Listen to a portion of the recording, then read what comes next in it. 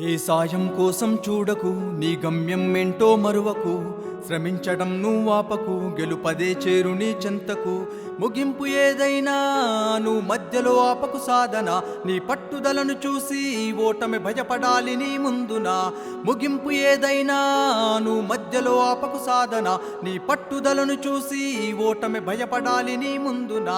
నిప్పు కనిక మల్లే నువ్వు వేసే అడుగు, నీ గమ్యపు దారులలో నువ్వు తీసే పరుగు.